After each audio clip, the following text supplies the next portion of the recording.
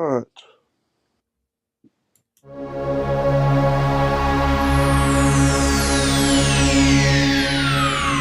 Ladies and gentlemen, may I have your attention, please? The show starts in 10, 9, 8, 7, 6, 5, 4, 3, 2, 1, go.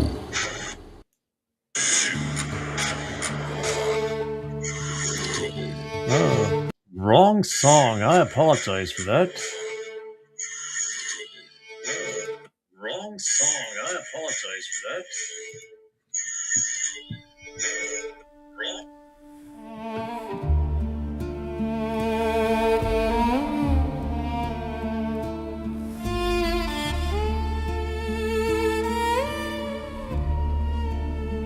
A boy in gray.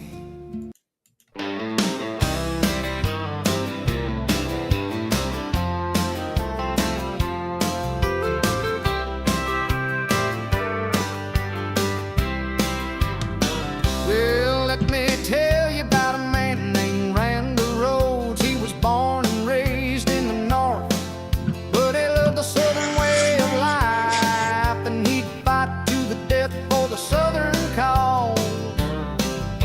He marched on down to the fields of cotton, where he met up with General Mosby's gray ghost. The general gave Randall the rank of colonel so he could fight with the brave men in gray. Now Colonel Randall Rhodes fights the Bonnie Blue flag, and that's what Colonel Randall Rhodes brings. He brought fire, he brought freedom,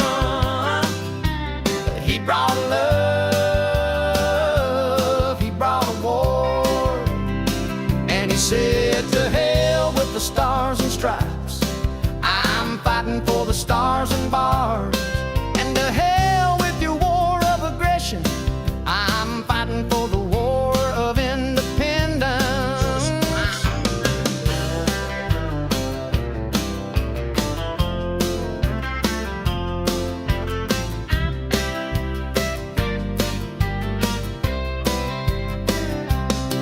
And he'd march on down to the fields of cotton for a southern nation.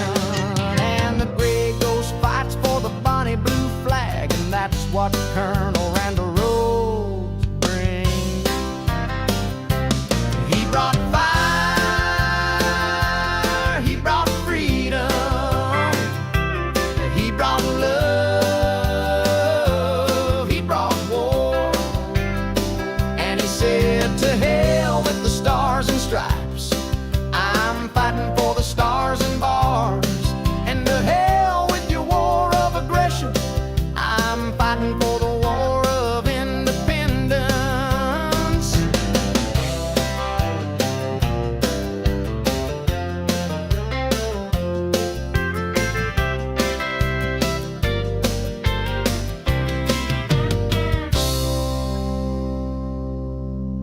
Yes, indeedy. We are fighting for war, independence, and for love. With me this evening is my friend, historian, and author, Matt Holmes. And the beautiful artwork you're seeing here was generated by Ben Walker, also a friend of ours and an author historian. If you have to guess who's who, this over here is Matt, the old man with the gray hair. It's me. And this here is Joshua and Mindy of the board members of the Southern Independence Association. And this is Ben Walker. He is the maker of this absolutely beautiful artwork. Thank you so much, Ben. And we are here this evening to discuss not Ben's, but Matthew's book. Actually, has two books we're talking about tonight. We're going to start off with talking about this absolutely beautiful book. It is called The War That Never Ended, Secede Your Mind, from the Modern World. It's a very thick book, has a lot of information, has a lot of references, resources, and it speaks the truth about our government and maybe some things you never knew about. It is available on Amazon, uh, and it's available obviously through the author himself. Yeah. If you buy through him, he'll actually autograph it, write a couple nice words to you, and get it sent out to you. Uh, so it's a great book. So Matt, thank you for being here. And I got like 6 screens open. So I'm going to be bouncing around my head just to make sure I don't miss any potential comments or people coming in to visit us. One thing I've taken notice to is, Matthew, is that most of the people tend to come in after the fact. Yeah. I did a broadcast on Tuesday. It has 150 views so far. So if you don't see people today, they'll definitely be here next day, 2, 3, or 4 days from now. So, Uh, so here we go. So go ahead, Matt. First off, obviously, the first question to me for me is this: what made you write this book? After I saw how the U.S. was treating, it started out in 2015. Next thing you know, they're trying to destroy us from within. And so, hence why the name is The War That Never Ended. Okay. Now, when uh, I know many of the folks have seen my broadcasts about your books before, Yeah. and this year is is the sixth. This here is the sixth. I can talk. I currently hold in my hands 6 of your books. Turns out that though this was your very first book. It was. That one was actually so big, it took me 2.5 years to write. Wow. Um, Now, during that 2.5 years, did you also kind of work on the other projects I have on my desk here, or they come after the 2.5 years of completion of this book? That came after. Okay. Um, Tell the folks where you got your resources from. 'Cause I know at the back of the book, like most books do, it has where all the resources came from, to tell people how you got it and so forth to show authenticity to your Okay. information. So where all did you go to find your information? So for the first one, which is actually, I'd say, more controversial than maybe chemtrails over Dixieland, but I got my sources from State Archives, National Archives, FBI.gov, CIA, etc. CIA. Oh wow. Um, did you get that through the Freedom Information Act? Yes. Yeah. Did they ask you why you were researching that kind of stuff? Nope. Okay, so you're on their list. We got his address and his phone number, and we have our first person with us this evening is Robert Forsyth is watching us. Robert, thank you for being here this evening. I'm joined here by Matthew Holmes, author and historian of 6 books that are published, a 7th book coming out hopefully in February. So we're talking about his book, The War That Never Ended, Secede Your Mind from the Modern World. A real quick comment from me, a consumer of the information provided to you. After I read this book and look at what's happening today, it makes you. I mean, okay, it made me angry at our government. Okay. Mhm. And you're going to tell the folks why I got angry at our government. So we found out it took 2.5 years for you to write this book. This is your very first book, and your reason behind it. Um, so how did you start putting stuff together? I mean, we're talking a lot of information, Well, dates, a lot of countries. How did you sequence everything? If that makes sense. well, I had to put it all in separate things of notes. For example, I had to use different flash notes. That's how much I had in that. And if I know you read through it, if you notice the stuff that I've covered and those timelines, it actually ties to the generation which we live now. A lot of the things that happened then are happening now. One thing I took notice to, and maybe it's because I was so lost in the book itself, it almost sounded like you were writing the book from a first person viewer, like it was you or whoever going through the history of our country, experiencing all this. Or am I Okay. wrong about that? Whoops.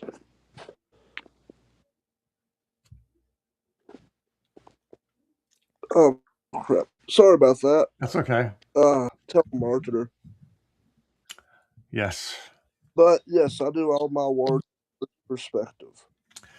Which to be honest with you, I liked it because it's sort of like you're experiencing. I'm experiencing what the knowledge of what you wrote from you directly, not from like a third person standpoint.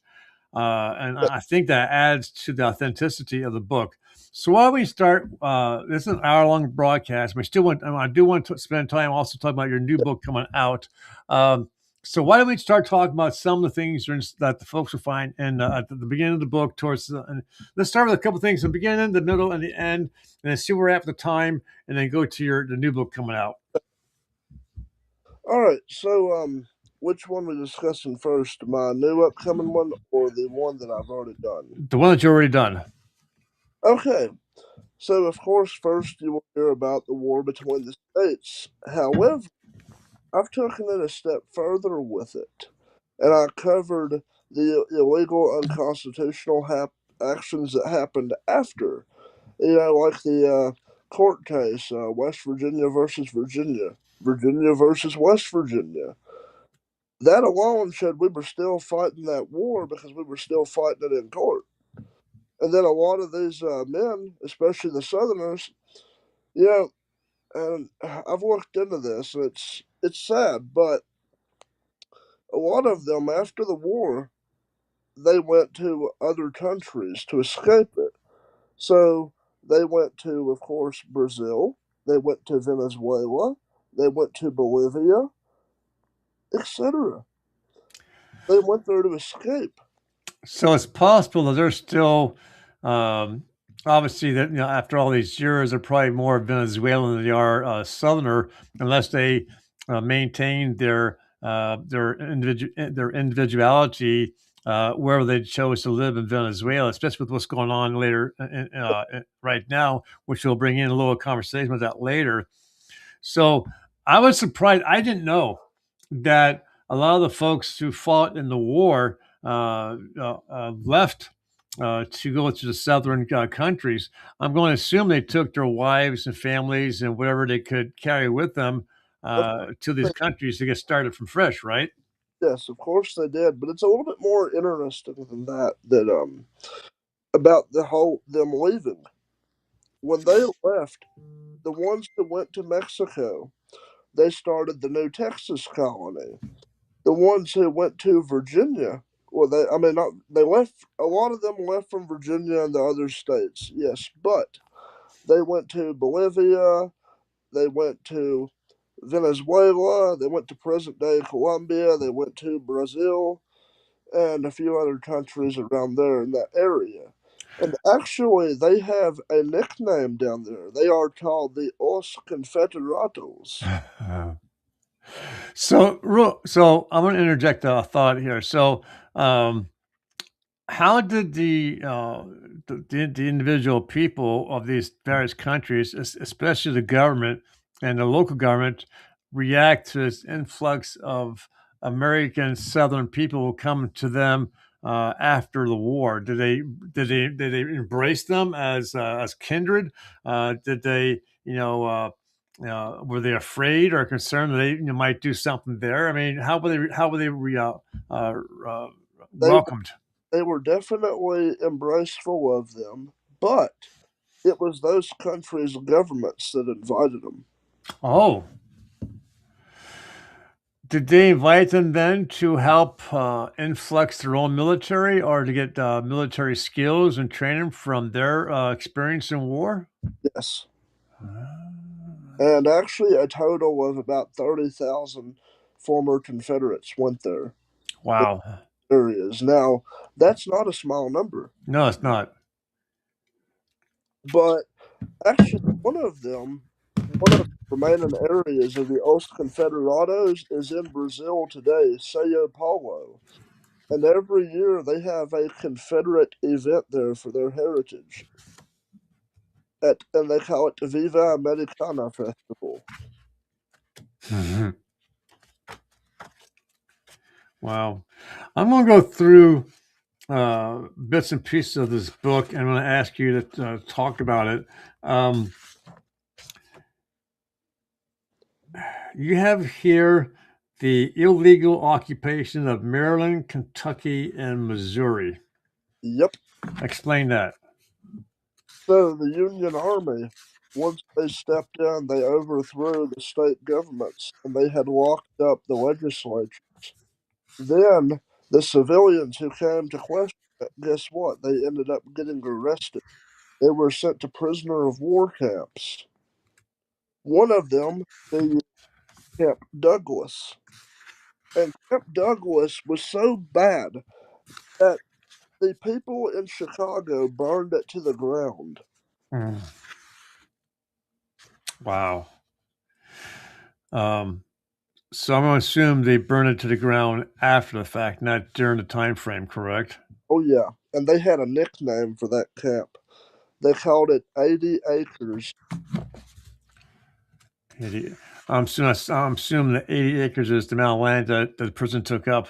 Yeah, that's how big it was. And actually, there, they had a doctor there. It was a Unionist doctor. He would brag that he killed more soldiers in the field hospital and the prison hospital than he did on the battlefield itself. That's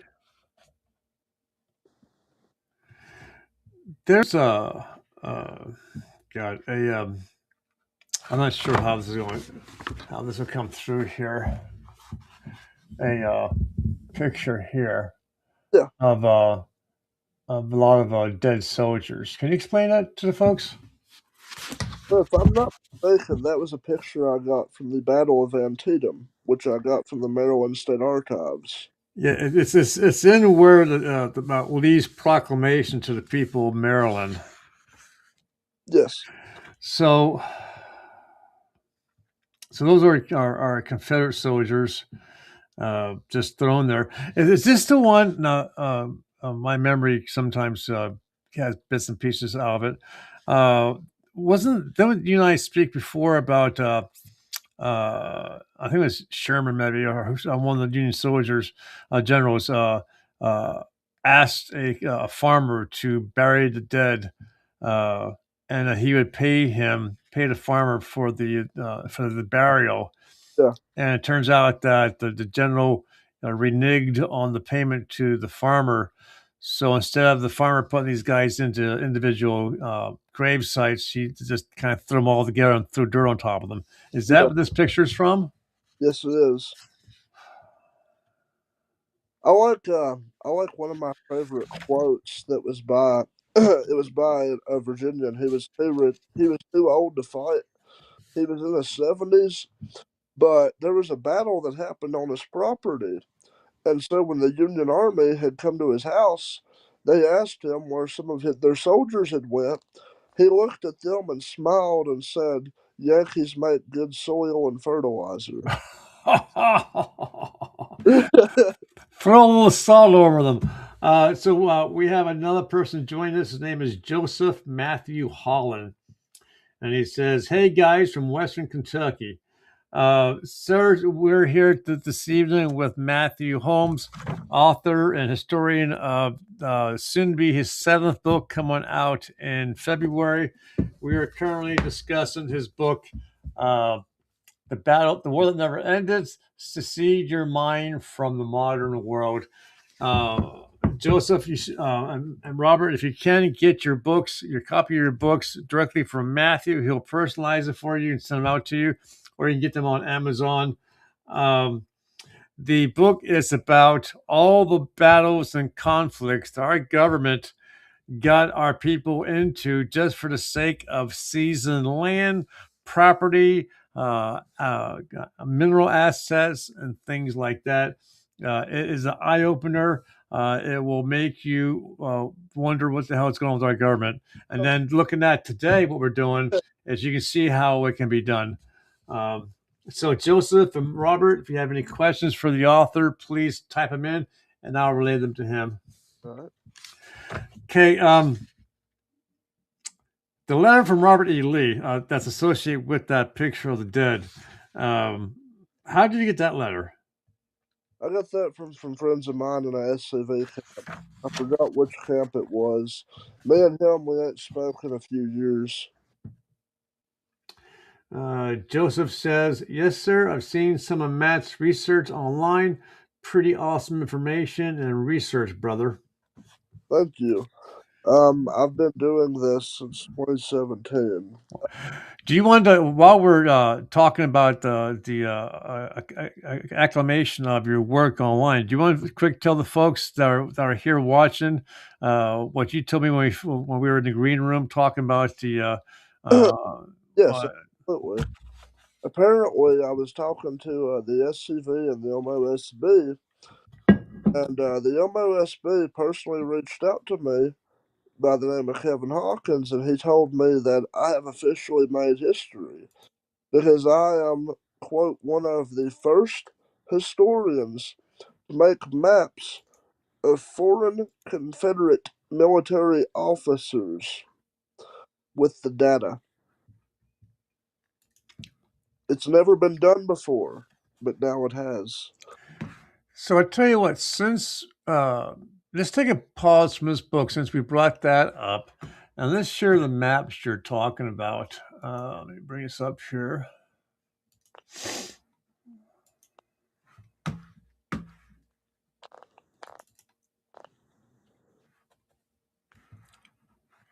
Bum, bum, bum. Where are you at? There you are. And let's shrink it and us down. Yes. There we go. Okay. That right there, that would be the Confederate generals and officers that were actually born in France. Yeah, it Born in, kind of hurts their narrative there that they say the Confederate Army was only Southerners. who's the general here? That would be General. I'm trying to remember his name. I know he's from Laos, France. I'll have to go back to the thing. But yeah, I mean, and yeah, I hate to have a pause like that, but I've been beyond busy with making these, trying to preserve all the data. And right here we have these are Confederate officers as well from Denmark. And what's special about them is actually two of them left one Union Army unit and switched sides in the middle of a battle. Oh wow. Now I'm going to assume the red circles are the towns where the generals came from, correct? Yes. Okay. So right here we have the ones from Eastern Europe. Now you see the one below where there's the Serbian flag. That right there is from Captain Kognovich of the Louisiana European Brigade, Hmm. state militia. So we have Warsaw, we have Romania, we have Belgrade, a name I can't pronounce, Croatia. Yes. Uh, So wow. the one with Serbia, though, that would be Captain Kognovich, and he was actually from Belgrade, Serbia. One of my buddies who's watching this right now, Stefan, he's actually from Belgrade. So, brother, I'm glad that you're able to be on here, and there's some history to your city right there. Wow. I like the way you must have some really neat software that creates these maps of the countries and then allows you to place the flags on Nope, the I appropriate. make them myself. Wow, very talented. Okay, here In we have. Italy, you see that? Most of them were in the Italian and European Brigade. So these guys left their homeland to come to the southern states to fight, correct? Yes, those went to Louisiana. Louisiana. Yes. Wow. So they actually were in charge of the European Brigade. Now, I'm going to assume these guys spoke some form of English so they can talk to the soldiers, right? Yes and no. And it's interesting because I've actually read letters about this. The ones who were French communicated in French, but ones who did not, they spoke to them. They had like somebody who could translate to them. Now, when these men came from their homeland, were they already an officer in their military, or they were given their ranks when they got here? Actually, a few of them were. So, did they bring men with them, or did they come by themselves? Well, they brought their families with them. If they didn't have families, some of them did bring some of their men with them there. Okay. Any idea how many of these uh, um, non-Southern officers made it through the war? Not many. Not many. Wow. So you see the new one I just posted right there. So the one on the corner, the bottom corner, right near Toronto and Ottawa, that would be the one I just posted. That'd be the Confederate surgeon Solomon Secord, and he left Canada and traveled to Georgia to actually be a Confederate surgeon. Okay, so what? Okay, you have Confederate officer and CS secret agent. Are we talking spy? Is that what that stands for? Yeah, that's Benjamin Ware, and he was a Confederate spy from Halifax. And that's this guy here. Yes, no, right beside him. This guy here. That's Benjamin Ware. Okay.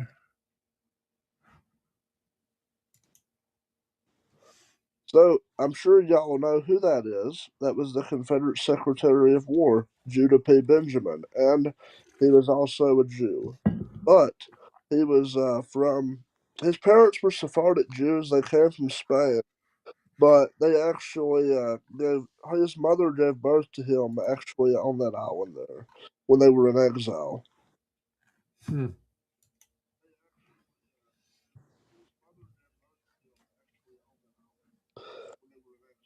But yes, making all of these, I can tell y'all right now, it's something you can't just make within minutes.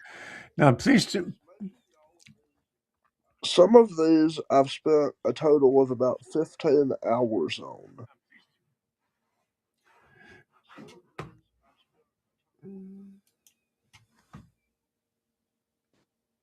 please tell me that you have some type of copyright protection on these images that you're creating, that you're taking all this time for. Of course, you don't see my name at the bottom.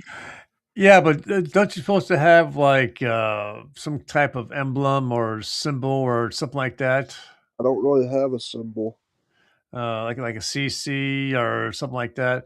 You may want to look into that because I would hate to see someone uh, take your work and claim it for themselves. It wouldn't take much to remove Matt Holmes, but if you know, have like a copyright protection kind of thing on here, Yeah. I mean, you might have to spend some money for. I'm not sure how that works.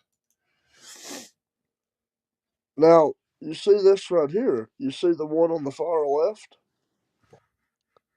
That was a Confederate general. And guess what? He was Cuban. Cuban, okay. It's Ambrosio Gonzalez.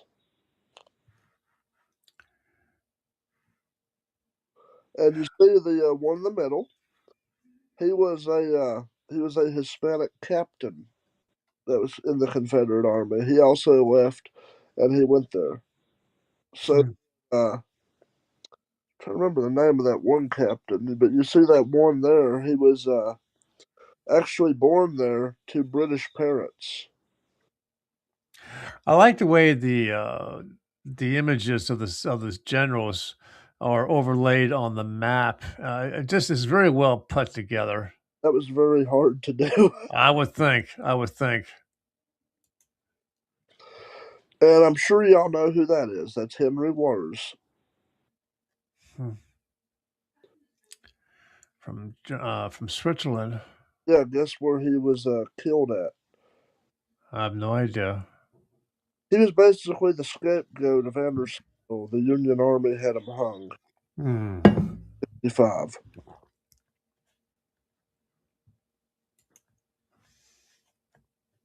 And you see all that there, that's all German officers and generals born in Germany.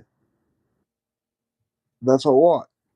It is like see, 1, 2, 3, 4, 5, 6, 7, 8, 9, 10, like 11. Yes, but where it gets interesting with Germany is there's something special about them. After the war, they saw what had happened to the southern states. You know what a lot of them did? They stayed. They returned to Germany. Oh, did they? So, with that being said, guess where their grandkids were sent to? World War One, Oh, okay. On behalf of Germany or on behalf of the United States? Germany. Hmm.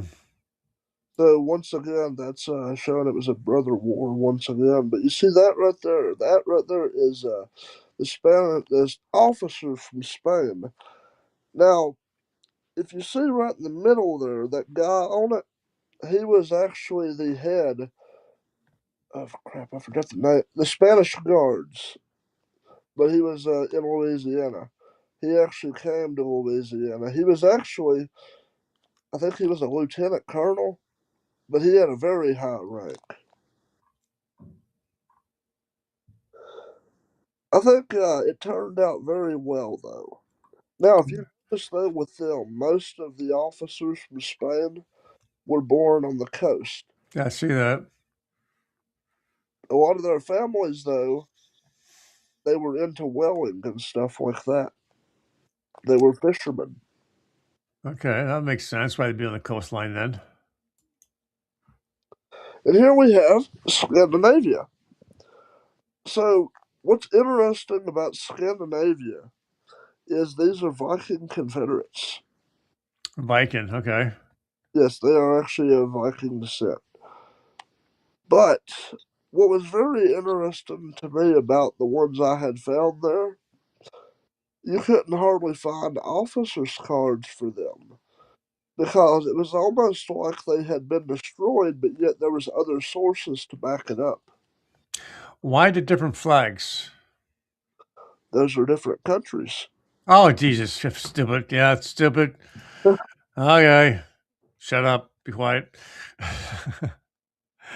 And Mexico. They're currently in our news today, aren't they? Yes, Okay.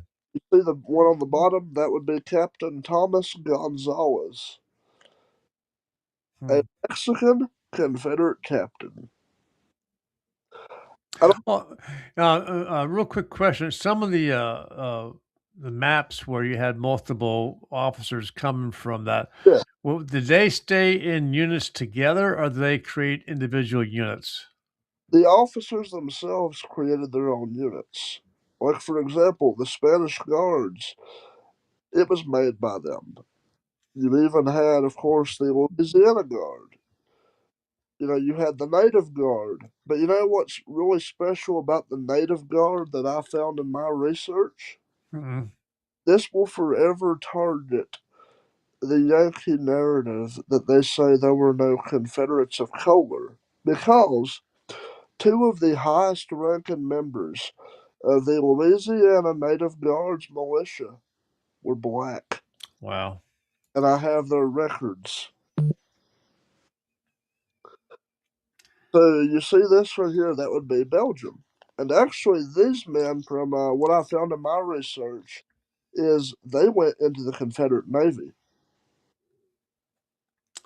So we've just been joined by my friend David Novar. He says, "Good evening, all." David, like you and I spoke earlier, this is Matthew Holmes, Oh, author and historian. He's the author of now 7 books, seventh one coming out hopefully in February.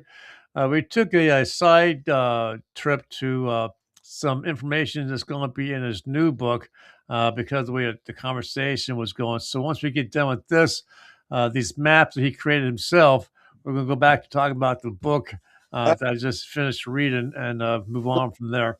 So, uh, guys, if you have any questions for him, Joseph, David, and Robert, please ask questions, okay? with that being said, though, it ain't just gonna be in one book. I've got three of them. Yeah, three. Yeah, you're right. You're right. Yeah.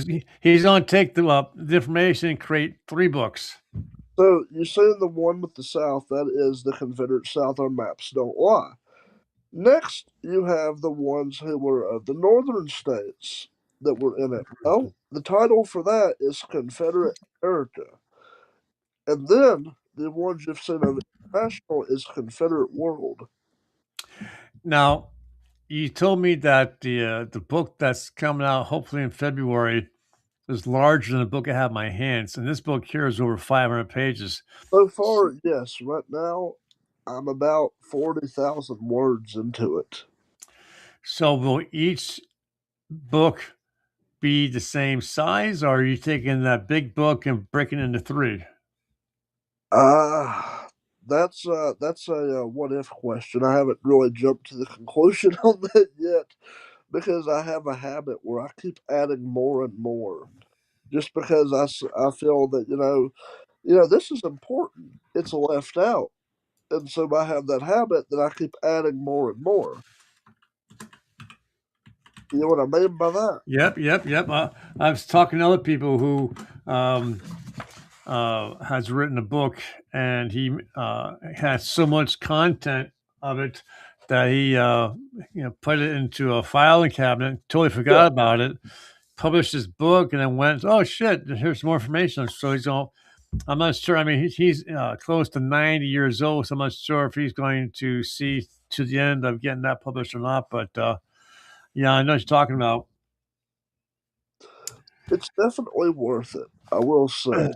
And I love educating people, especially on the truth, because you're not going to learn about this stuff in school. No, you're not. You're not. Absolutely not. Uh, And you're not, and you more likely will not see this book on the library of schools unless they're true Southern schools that will put this on their shelves for the students to read.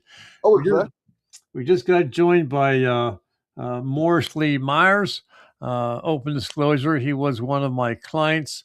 Um, Morris, I found, was the great great grandson of an actual slave, and Morris dresses in the uniform of Confederate military. He does reenactments. He flies the Confederate flag. In fact, if I'm not mistaken, this the broadcast I did about Morris's slave ancestor was Yes. where Matthew Holmes saw me and reached out to me for the first time to promote his books. So I think that's pretty cool.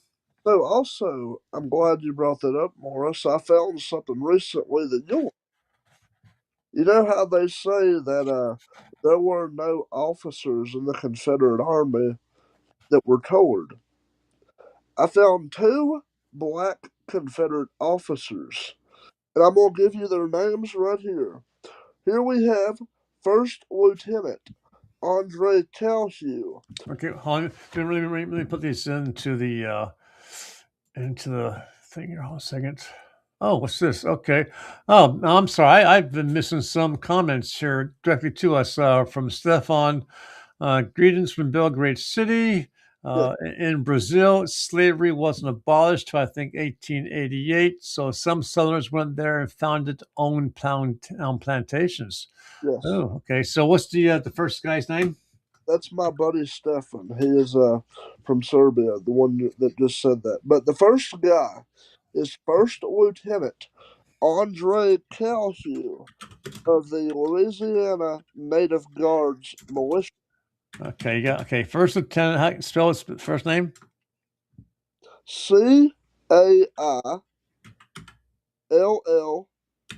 Caillous, and this is him.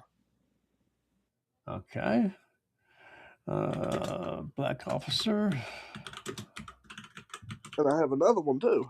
Okay, This one, excuse me, was his captain. Let me get this out real quick. Like I said, when people keep sharing my work, it's hard to keep up with it. Yeah. All right, I'm almost there. Ooh, I choked on my own cough for a sec. All right, get his name real quick. Like I said, when people blow up my phone and they share it every day, it gets a little bit difficult. I would think. All right, let's see. Where's the other one? Oh yeah, I sent him to Mindy. But Andre Calcu, though, he was First Louisiana Native Guards, and what's special about him, though, is the narrative by the Union Army is the Native Guards ended because the state of Louisiana barred blacks from being in the military.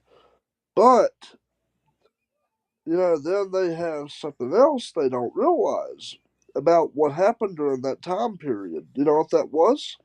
No, what?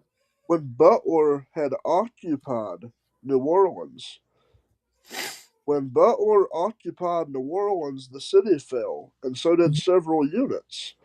And the one unit that I was trying to find that officer, I found him. He was another black Confederate. This one's a colonel. This is Colonel Felix Latul. What's the last name? Felix what? Labatul.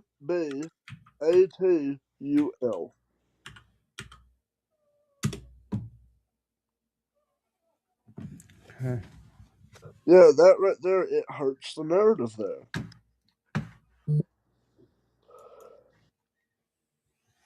And this is the cover. Now, is this the actual cover, or just going to change between That, now and production? that's the official cover for the first one. You need to put volume one here, don't you? Do what? Would you have to put volume one or not? I mean, I will do that when it's finished, Okay. but I want to get it finished, before I do. Right, right. The images you use for your where do you put? How do you choose the soldiers? So you just find something that looks interesting, or do you actually do the artwork? I have to do the artwork. You actually draw these. Well, I do it digitally. You see the one on the left side? Uh huh. I modeled that after Felix Lobato. Huh. Wow. Yeah, the one I just now said. Yes. And the other one, I modeled him after a South Carolina militiaman. Now the background.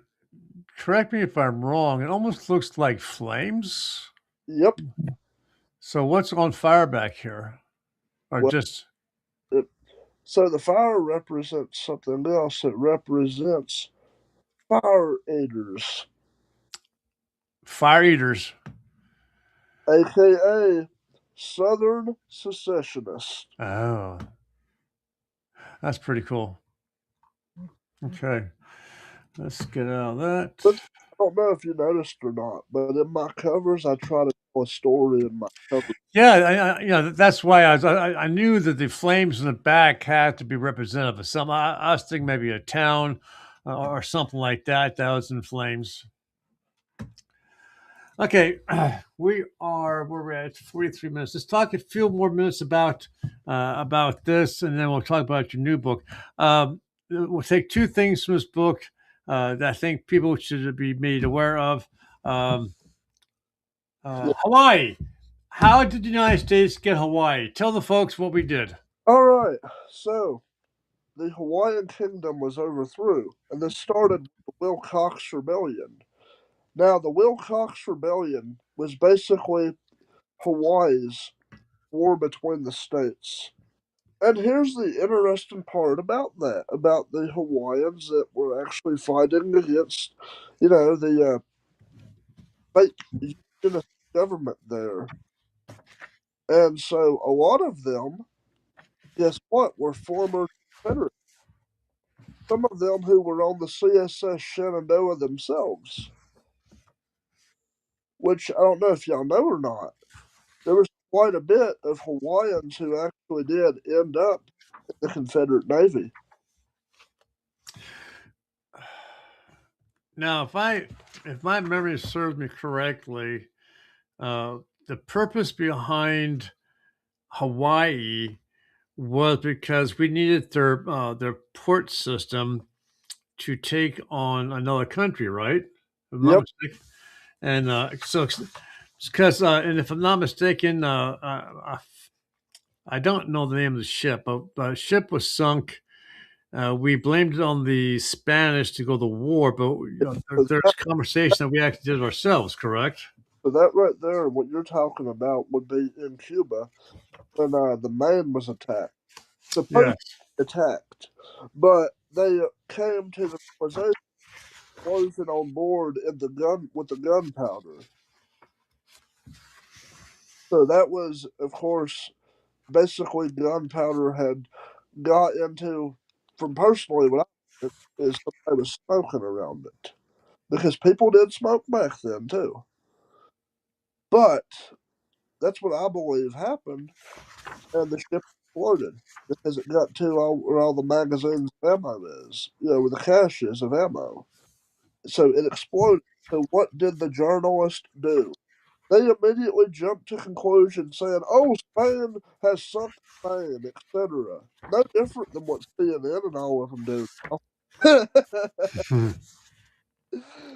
But the reason why I'm up just now is because I don't know if y'all noticed, but the stuff that they've done is the same thing they do now.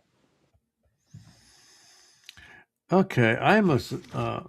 I'll be honest. I didn't get to the very end of this book, and I'm starting to see some stuff that I'm going to go back through and read these last few chapters. Two things I want you to touch base on. Yeah, Um, Here is, I guess, a platoon of soldiers in Cuba. yeah, And it looks like you got the information from the FBI because it says Operation Fishbowl FBI. yep. And I guess it was our attempt to overthrow Fidel. Uh, Actually, no. well, Fishbowl was a little bit more complex than that. So, Operation Fishbowl, basically, what the U.S. did was it was testing nuclear weapons during the Cold War. Well, they actually done one of the biggest war crimes in history there. You know where the Marshall Islands are? right, yeah. They dropped 40 million tons of nuclear bombs on the island, killing everybody there mostly. And they actually have it where it's like almost like a half crater there. You can see where it just kept hitting it. Did we? Oh, this is a dumb question. Um, and didn't our government realize that there were civilians on this area where we're dropping these bombs? Did they not warn them to get the hell out of town? Well, I mean, some of them did not even have access to anything like that. They only had newspapers.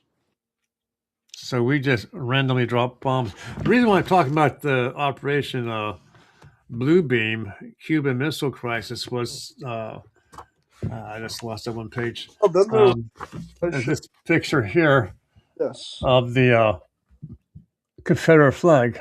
yes, they actually had it there, used it as a symbol of resistance. So, so the North went to war against the South. They claimed the flag represented slavery, but then they allowed the soldiers to carry the flag into combat to represent us. That makes no sense. Now, this picture, and the reason why I said I must have missed something, Yeah, this picture here, you have got to open my eyes on. To me, yeah, it looks like a freaking flying saucer. that's because it is. I knew. Why did I knew you were going to freaking say that? So what the hell? But guess who made it? We did. No, Well, it says Naj. I'm going to say it's Germany or something like that. was it Oh, was the German Empire. it was no, it was Nazi Germany that made it. No, that's not Nazi Germany. But with that being said, what is special though about New Schwabenland that a lot of people don't know about, y'all are fixing to learn about. New Schwabenland was in Antarctica. Oh Jesus! I know where you're going with this because I've been. There are some people who I follow on not Facebook, but actually my news reels. Yeah, I can't think of the two names. There's two guys. The one guy has an animated goldfish in a bowl that talks to him, and yeah, the other guy is Australian. And he people send him videos, and then he proves or disproves the video. And also Elon Musk, who yeah, indicate that in the Antarctica there is underground cities yes. of aliens. I wouldn't necessarily say they're aliens, but this is what I firmly believe through my research. After Germany lost World War II, they went to two places. Well, three actually. You know what that was? Well, I know one was a southern country. I can't think of the name of it. Argent- Um, what? Argentina. In Argentina. Obviously, the Antarctica because they have this military Yeah, base there, and I'm not sure the third one. they also went to the U.S. Operation Paperclip. Yes, yes, yes. We accept, and until the Jews got upset and they started, But finding the soldiers who were prisoner guards. it's interesting though because with Paperclip, do you know what you had created? Can you hold that thought one moment? We got two new people I want to acknowledge. We have a Zach Belcher Yes. and a Zach Rayla. Zach Rayla, open disclosure, was one of my clients for a few months, and then he took a break. Zach, we're here with Matthew Holmes, author and historian of now 7 books, actually 7 books, soon to be an additional 2 books after the fact. And we're talking today about the one book, The War That Never Ended, Secede Your Mind from Modern World. And we're almost out of time. So quick talk about this flying saucer, and then we got to talk about your new book. So basically, the flying saucer, what it was, Let's try it again. it was basically used. It was going to be used as a military weapon. Now, did this thing actually fly? Yeah, it was actually known in World War II as the Flying Bell. Okay. You said, okay. Go ahead and talk about it. I'm going to do a quick search. Go ahead. Keep talking about this thing. But yes, they were actually going to use it, but supposedly it was never completed. But the blueprints were. Personally, I believe it was destroyed. But with that being said, New Schwabenland. So the reason why the Germans went there is it was uninhabited, first of all. So there they actually built a fort there actually, and there was a submarine base. There's actually documents of this because I actually have the maps in it. But with that being said, you know what's funny though about that particular area when New Schwabenland was at? No. Every single country in the world formed a treaty to where they could not go to that area. Say it to me again. Right where New Schwabenland was, there was every single country in the world that formed a treaty where they could not go to that location. Wow. Hold on one second. I just found something to add to this. Hold on a second. Let me bring you back in before I accidentally hit this, folks. If you ever question this man's authenticity to detail and information, this here in itself would dispel that. Here is I just did a quick Google of YouTube, and look what I found about the flying saucer of Germany. That's the Also whole- wasn't such a crazy idea at all. They had for years been at the cutting edge of aircraft design, with early prototypes for vertical takeoff jets and even fixed wing and stealth technology.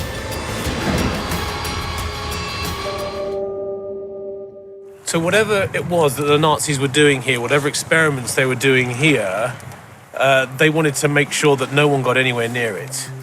Not only that, but also, despite the fact that thousands of prisoners were working here, mostly underground, obviously, no one of them has survived. Why is that? It's just because they were, according to the German nomenclature, bearers of the secrets. So they had no right physically to leave this place anytime. So, so the people, so almost like the Egyptians when they um built their pyramids. The people who built the pyramids were essentially buried down underneath, so they couldn't tell the people where all the good stuff is hidden. Exactly. So we're almost out of time. So let's quick talk about your new book, and obviously we're going to be doing another broadcast to spend the entire 1 hour talking about his new book and the content. And actually, like you said earlier, it is a trilogy. Okay, so the Confederate South, our maps don't lie. I've looked for years and years at the enlistment records, that the Battlefield Association, stuff like that, have put out, and they're misleading because they only count regular units. They don't count irregular units or even home guard units. So I have taken it into my own hands and I have dug into it myself. And so their narrative is that they said, and quote, there was only 600,000. Do you know how much I found in my own research and data? I'm going to probably say 1.5 million. Almost 2 million. With Wow. that said, the Union Army, though, they had quite a bit. However, most of theirs was foreign born. And the reason why is because the civilians in the North were having draft riots over it. One of them was in New York City alone. I mean, they made a movie about this too called Gangs of New York. You had mentioned earlier about uh, people saying that there was no blacks in the Confederate Yeah, Army. But wouldn't it also be true to say that the only reason why um, the Union had blacks in their army was to say to them, if you want your freedom, wear the uniform. it, If you survive the war, you get your freedom. it was a little bit worse than that. The Union Army used them as cannon fodder. Well, that too. I mean, literally, and I covered it in the war that never ended. But the Union Army had its own concentration camp for the freedmen. Hmm. You know what that was called? You No. probably a book, The Devil's Punch Bowl. Yeah, that's right. I did. And I also I did a broadcast about that. Uh, folks, uh, don't get me wrong, and I want to state this right now before the show ends in 2.5 minutes, because it was brought out by someone on my broadcast earlier when I was talking about tonight's broadcast. Yeah, And that is, I do love our country. I do. Otherwise, Matt and I wouldn't be here to being able to do what we do. There's people in England who are being thrown in prison because they're on Facebook talking about things that they're not supposed to talk about. Um, and I do love our president. I think, as far as the South is concerned, the Southern heritage, the way that people in the South live and want to live, can only be done while Trump's in office, because he does have a warm heart and place for the people of the South. But folks, I want you to get his book, okay? The War That Never Ended. It is about all the wars, all the conflicts, all the things our government did to gain land, Alaska, Puerto Rico, tried Cuba and other battles to try and take what we could, and then they cover it up, and you don't know about it because it's not taught in our schools. And what happened during the time of this book is happening now with um Venezuela, Mexico, Mind if Cuba, I, and mind, so forth. mind if I add something to it? Yes, please. All right, so we brought up black Confederates. You know, I always hear this from Yankee historians. They didn't exist. One thing they fail to acknowledge is it wasn't allowed on the national level. Do you know why? Because it's up to the states to make their own decisions. Hence why you had the whole 10th Amendment. Mm. It wasn't, the national to say, oh, well, you know, they enforce it. No, it would be the states to make their own. That's why Tennessee had their own, Virginia had their own, and so on. That's why you had them. I mean, there's newspaper after newspaper of them because it was not on the national level. It was on the state level. The states decided in their legislature, and guess what? They allowed it. The only reason why it's not known as much is because they teach it like it's the national level when it's not. Let me ask, I think, two more questions, then we'll call it a day. Um, Yeah, what can we do? And I say we because I love the South. yeah. We as Southerners do to, I mean, some of the cities and states of the South are being lost to northern interlopers moving here, getting into the politics, somehow legally or illegally getting voted into office, and then they turn their backs on the Southern heritage, the Southern roots, aka removal of the flags, the destruction of monuments and cemeteries and so forth that represents the South and gives honor to the Confederate soldiers. Uh, Man, what can it be saved? I could tell you how to fix it, but I'd probably be labeled a radical for it. But the reality is, we need to look into Hampton's red shirts. Hampton's red shirts. What is Hampton's red shirts? All right, so Wade Hampton III, he was a Confederate general. After the war, he was tired of the Reconstructionists destroying South Carolina, so he armed up a bunch of men in South Carolina, and they went to the state and they had an armed protest.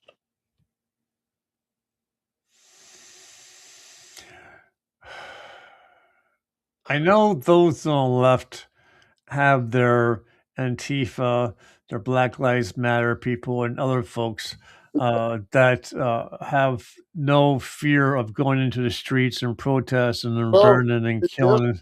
the difference between Antifa and them is the red shirts actually hung a radical Republican by his neck. Well, not that I'm saying we should be doing that, but there has to be some way to, get these people who are voted into office in these southern states to realize that the South is unique and we have to honor our heritage and the men who fought for the independence of the southern states and to Well, uh, I, I will give advice on that. I will say maybe how to help with. Look into the past events that the U.S. has done to them. Prime example, look at all the places I covered in that book. That right there, that might be one of the most important books I've ever written. Even though that it was so big, it did not process all of the pictures I had in it. But regardless, the message is there. That was my warning to the world. And I tell you what, it definitely was an eye opener. So, folks, please, if you want to know just how I'm going to use the word dirty, how conniving, conceiving our government going back to the beginning is and still is, get your copy from Amazon or directly from the author, Matthew Holmes. The War That Never Ended. Secede your mind from the modern world. It is definitely an eye opener.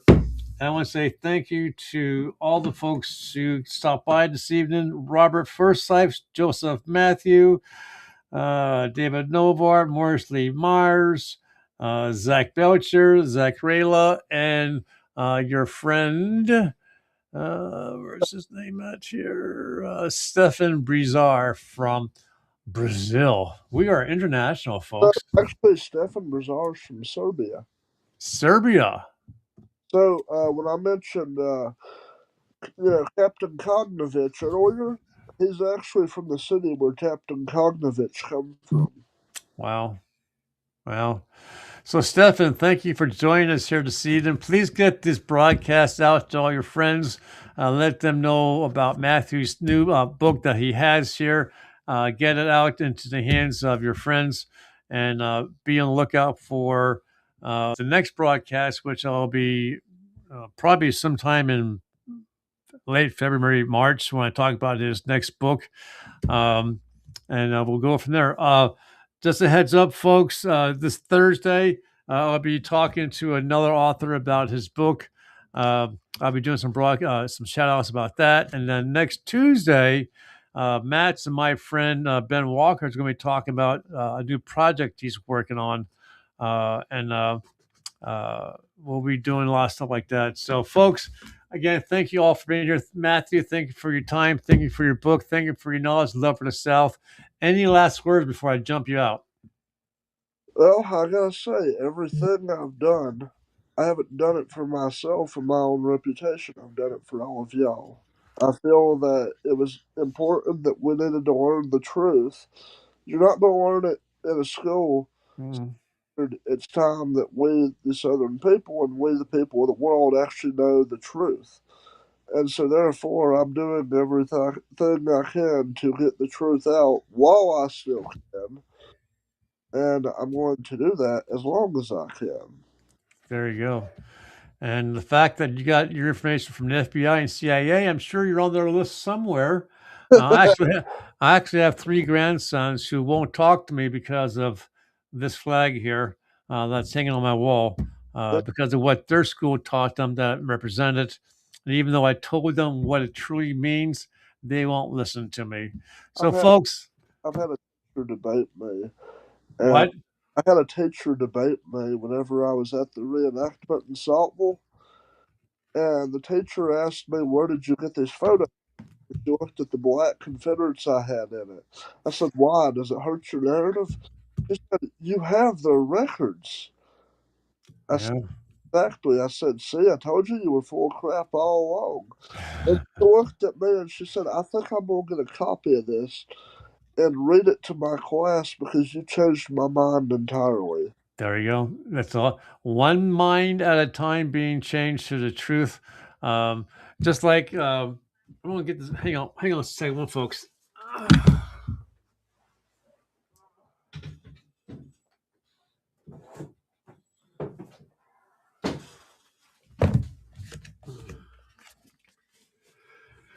Just like this book here, Contrails, Revisited Evidence by James Edwards. He's going to be my author on Thursday.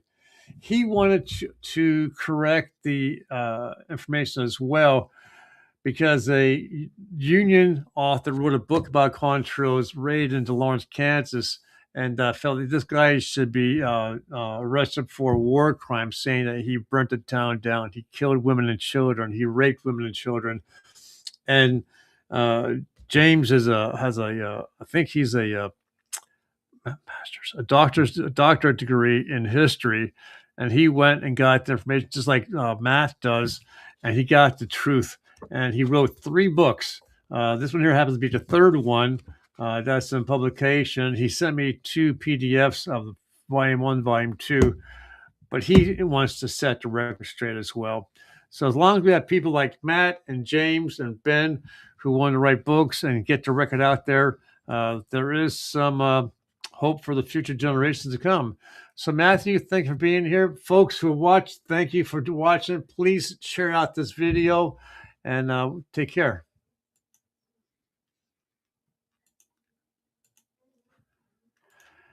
And folks, I want to say thank you again for joining us here. on this evening. It's been a wonderful hour. Learn a lot of stuff. Please don't get your copy. It's an eye opener. It truly is an eye opener as to what our government is willing to do, all in the name of gathering land, property, oil, minerals. You'll be surprised, truly amazed. Thank you for being here this evening. Take care.